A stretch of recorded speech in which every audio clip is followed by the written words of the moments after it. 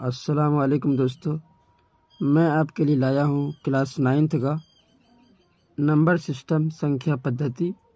जो हम लोग इसमें संख्या के बारे में पढ़ेंगे कि संख्या कितने प्रकार का होता है और किस किस टाइप का होता है, उसके अलग अलग डेफिनेशन के साथ और एग्जाम्पल के साथ पूरे हम लोग एक्सप्लेन से पढ़ेंगे कि आखिर संख्या होता क्या है, उसकी कितनी प्रकारें होती हैं। देखिए दोस्तों, क्लास 9th का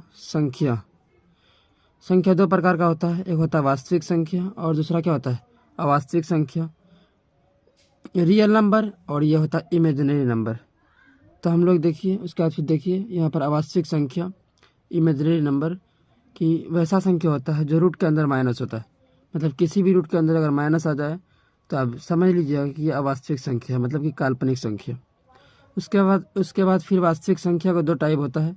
एक होता है परिमेय संख्या और एक होता है अपरिमेय संख्या। इसके बारे में भी हम लोग आराम से डेफिनेशन के साथ पढ़ेंगे। देखो दोस्तों, परिमेय संख्या में कितने प्रकार होता है। परिमेय संख्या में पहला प्राकृत संख्या, जिसको हम लोग नेचुरल नंबर बोलते हैं, प्राकृत संख्या। उसके बाद पूर्ण संख्या, उसके बाद पूर्णांक संख्या, जिसको हम लोग इंटीजर बोलते हैं, पूर्णांक संख्या। उसके बाद सम संख्या। उसके बाद विषम संख्या।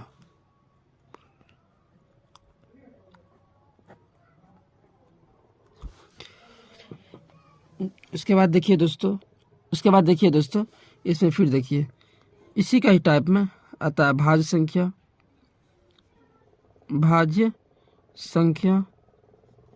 इसी में ही आता है अभाज्य संख्या, अभाज्य संख्या। ये था हमारा इसका टाइप। अब इसके बारे में बिल्कुल विस्तार से पढ़ेंगे हम लोग और स्टार्ट कर रहे हैं। देखिए दोस्तों, नंबर 1 सबसे पहला प्राकृत संख्या, जिसको हम लोग नेचुरल नंबर भी बोलते हैं, नेचुरल नंबर। प्राकृत संख्या किसको बोलते हैं? सभी जो गिनती की संख्या होती है ना, 1 से लेकर अनंत तक जितनी भी संख्या होती है, इसी को हम लोग बोलते हैं प्राकृत संख्या। कहने का मतलब ये हुआ all counting numbers are called natural numbers. जैसे आपका एग्जाम्पल देखिए, 1 से शुरू होने वाली सभी संख्या को हम लोग प्राकृत संख्या बोलते हैं। 1 से शुरू होने वाली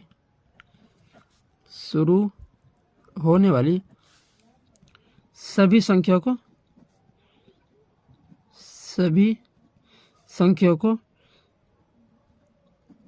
प्राकृत संख्या कहते हैं। मतलब कहने का मतलब ये हुआ 1 से शुरू होकर जितनी भी संख्या जाएगी अनंत तक, उसी को हम लोग बोलेंगे प्राकृत संख्या। अब देखिए दोस्तों, एग्जाम्पल में जैसे कि 1 हो गया, 2 हो गया, 3 हो गया, 4 हो गया, ये अनंत तक जाएगा।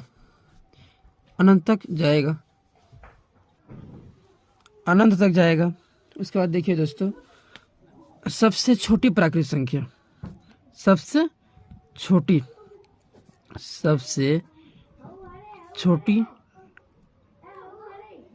प्राकृत संख्या बराबर क्या होगा? 1 सबसे छोटी है और सबसे बड़ी क्या होगा, आप लोग बताइए तो? सबसे बड़ी प्राकृत संख्या, सबसे बड़ी प्राकृत संख्या बराबर अनंत। क्योंकि हम लोग तो यार ये नहीं लगा पाते कि कहाँ तक जाएगा ये संख्या, तो 1 से लेकर अनंत जो जाएगा तो सबसे बड़ा क्या होगा? अनंत ही होगा। उसके बाद फिर हम लोग पढ़ते हैं अगला टाइप, नंबर 2 पूर्ण संख्या। इसको हम लोग क्या बोलते हैं? Whole number. इसको बोलते हैं होल नंबर।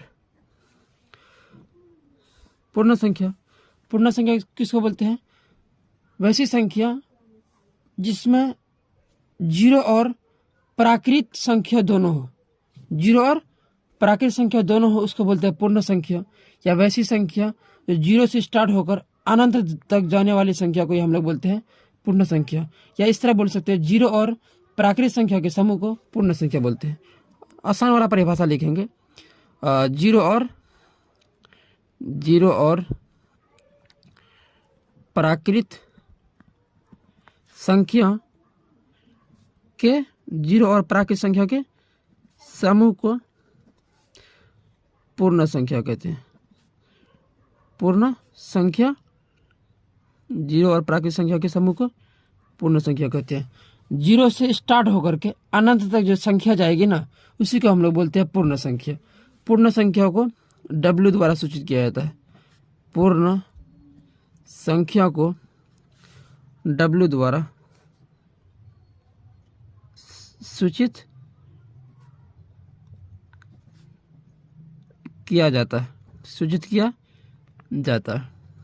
W द्वारा सूचित किया जाता है। और प्राकृत संख्या को आप बताइए तो किसके द्वारा सूचित करते हैं? तो n द्वारा।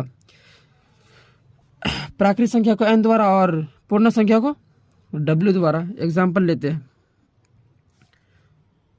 W बराबर डायरेक्ट ले लेते हैं। 0, 1, 2, 3, 4, ये भी कहाँ जाएगी? अनंत तक जाएगी। तो हम लोग क्या पढ़े थे कि जीरो और प्राकृत संख्या के समूह को पूर्ण संख्या कहते हैं। उसके बाद देखिए, अच्छा ये बोलिए, सबसे छोटी पूर्ण संख्या, सबसे छोटी पूर्ण संख्या बराबर 0, और सबसे बड़ी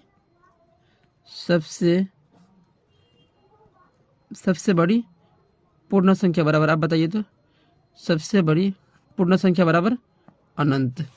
क्योंकि ये संख्या कहाँ तक जाएगी पूर्ण संख्या पता नहीं, तो सबसे बड़ी पूर्ण संख्या अनंत। और दोस्तों एक बात बताना चाहेंगे कि क्या सभी प्राकृत संख्या पूर्ण संख्या हो सकती है? बिल्कुल हो सकती है, क्योंकि पूर्ण संख्या में ही सभी प्राकृत संख्या शामिल है। तो सभी प्राकृत संख्या पूर्ण संख्या हो सकती है, लेकिन सभी पूर्ण संख्या प्राकृत संख्या नहीं हो सकती है। ऐसा इसलिए क्योंकि पूर्ण संख्या में 0 शामिल है, लेकिन प्राकृत संख्या में 0 शामिल नहीं है। इसलिए सारा पूर्ण संख्या प्राकृत संख्या हो ही नहीं सकता। अब दोस्तों हम लोग आए हैं